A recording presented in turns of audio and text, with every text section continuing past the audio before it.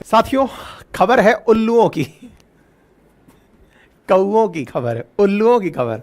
आप कहेंगे क्या बात कर रहे हो सर, मतलब कमेंट को सीरियसली ले लिए क्या? अरे नहीं भाई, खबर है साथियों कि अमेरिका जो है वो 5 लाख उल्लू मारने जा रहा है। उल्लुओं की मारने की प्लानिंग हो रही है। पाकिस्तान के गधों का हमने सुना था, लेकिन अमेरिकी उल्लुओं की चर्चा आज के सेशन में। अमेरिका 5 लाख उल्लू मारने जा रहा है, यह हेडलाइन है, सुर्खी बना हुआ है। आप देखिए कि US wildlife official plan to kill nearly 4,50,000 bird all here is why. आज के सेशन में हम वही समझाने जा रहे हैं कि ये उल्लुओं को क्यों मारने जा रहा है। वैसे दुनिया में कहते हैं जो बेवकूफ है वो उल्लू कहलाता है। हालांकि ये शब्दों में है कि जैसे किसी व्यक्ति से आप घृणा करते हैं तो उसे किसी जानवर के नाम से संबोधित करते हैं, दिमाग के हिसाब से कोई बेवकूफ है तो उसे उल्लू नाम से संबोधित करते हैं। अमेरिका इसलिए उल्लू मारने जा रहा है, ये बात आपको आज के सेशन में समझनी है। ऐसा नहीं है, आज को थोड़ा सा इसको एनवायरमेंट से जोड़ेंगे। साथ ही साथ एक और चीज मैं आपको बताता हूं, अमेरिका उल्लू मार रहा है तो केन्या वाले जो है ना वो भारतीय कौवे मार रहे हैं। इंडियन कौओं को केन्या वाले मार रहे हैं। ये हो क्या रहा है, मतलब लोग जानवरों को, पक्षियों को टारगेट क्यों कर रहे हैं, आज के सेशन में विस्तार से समझेंगे। चैनल पर नए हैं तो चैनल को सब्सक्राइब कर लें, बाकी अपनी राय कमेंट बॉक्स में खुलकर रखें। गुजारिश बस यही रहेगी कि आप जितना संभव हो अपने साथियों के साथ इस सेशन को साझा करें। इतनी एनर्जी आपके साथ खर्च करते हैं, उसके रिवार्ड में ना तो कोई लाइक मिलता है, ना शेयर मिलता है, ना सब्सक्राइब मिलता है। मोटिवेशन अगर किल कर दोगे बॉस, तो फिर यार इतनी मेहनत करने का मन नहीं करेगा। मर्जी आपकी है।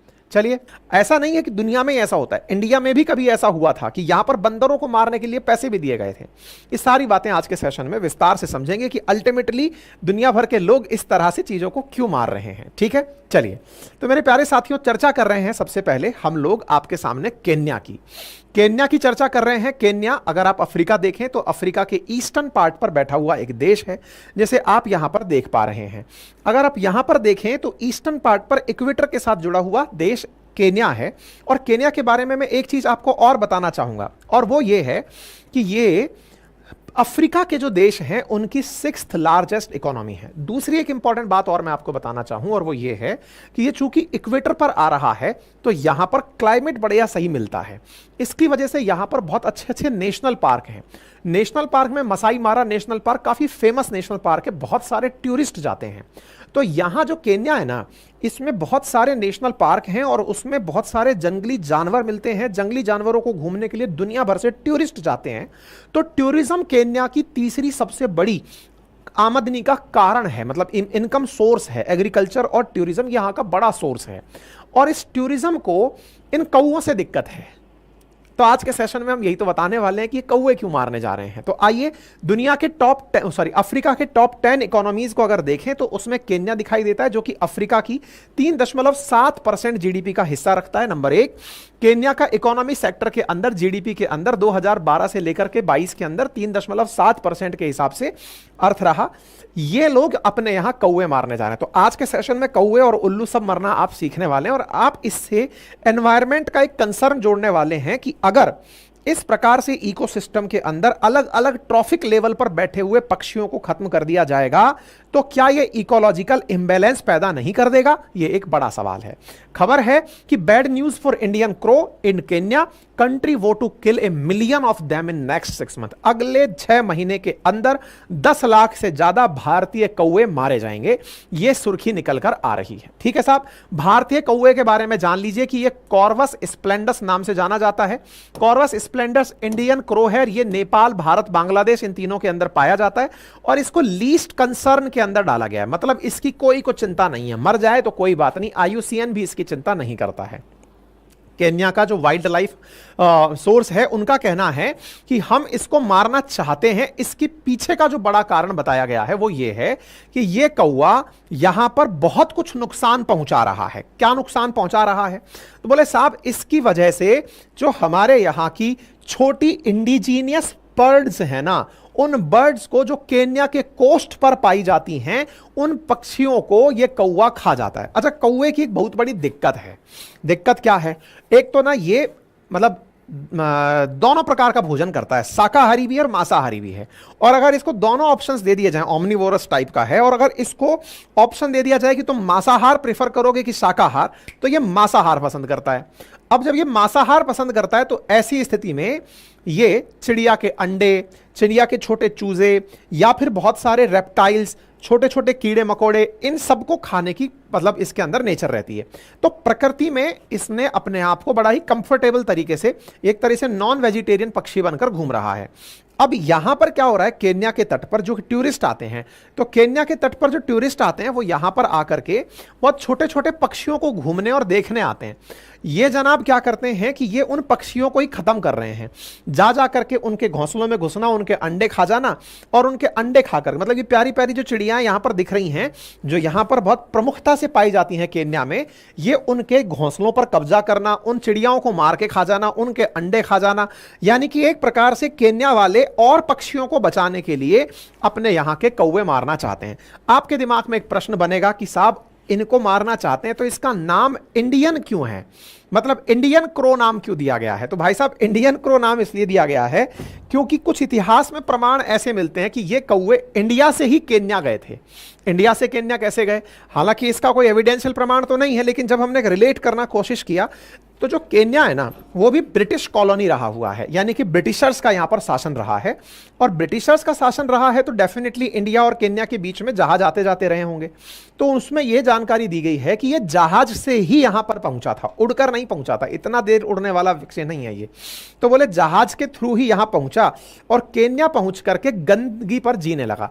असल में कौवे को गंदगी खत्म करने वाले स्कैवेंजर के रूप में भी लोग ट्रीट करते हैं कि यह गंदगी को खत्म कर देता है, टन्स ऑफ कचरा खा जाता है ये, यानी कि जो सड़ा गला पदार्थ है उसको खाने के लिए जाना जाता है। तो बोले कौवा जो है ना ये उड़ के मतलब बैठ करके तो आया था जहाज पे ही, जहाज से आया और यहां पर इसने खूब सारी गंदगी देखी, मीट मांस देखा, कोस्टल एरिया देखा, तो कोस्टल एरिया पर ये डेवलप होता चला गया। मिलियंस ऑफ कौवा जो ये इंडियन कौवा है ये यहां पर उपलब्ध है, और ये यहां पर यहां की कृषि को, यहां के छोटे पक्षियों को, और सबसे ज्यादा केन्या के तट पर बैठ के जो लोग नजारे देख रहे हैं सी बीच का, उन बैठे हुए लोगों को भी ये दुखी करने लगा हुआ है।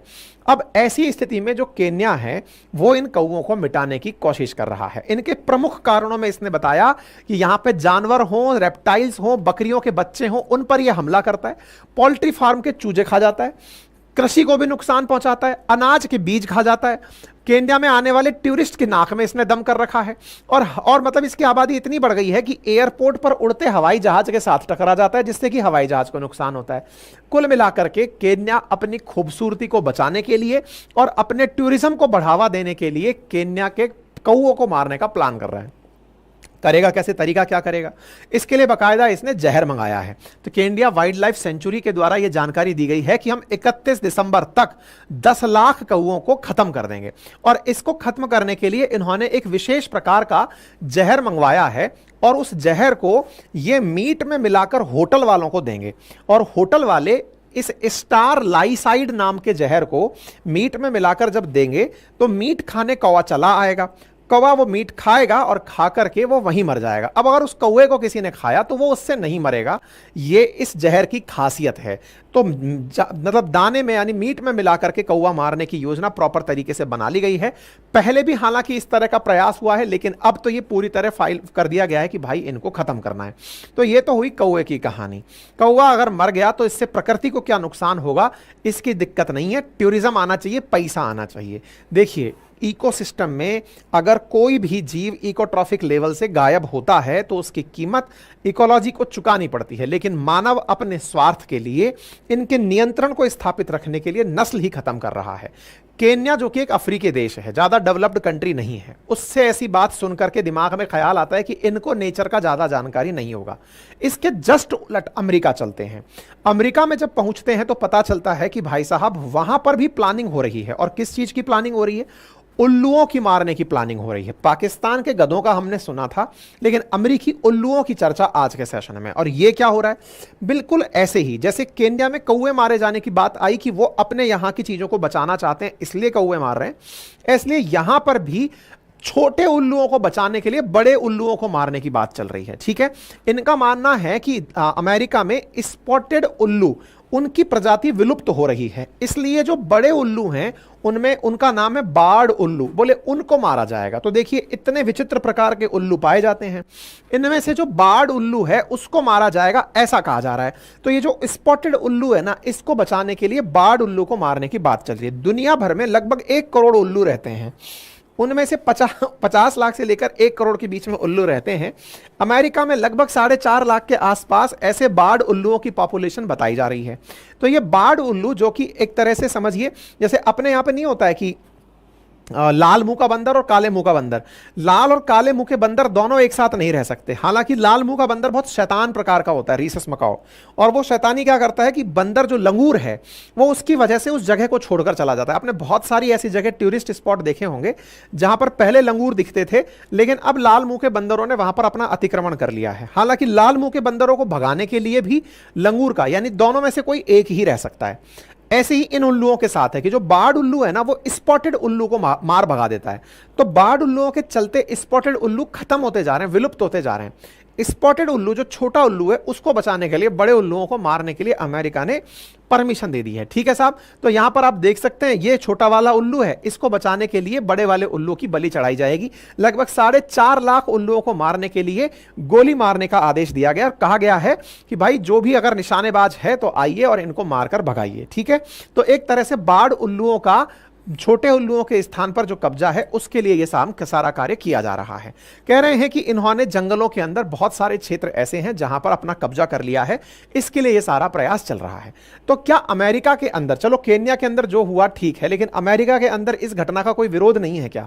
देखिए अमेरिका में इस बात का विरोध है, बहुत सारे संरक्षणवादी वन्य जीव समर्थक लोग इस बात को लेकर बटे हुए हैं। कुछ का कहना है छोटे उल्लू बचने चाहिए, कुछ का कहना है कि नेचर में जो भी है उसके साथ में ऐसा क्यों करना।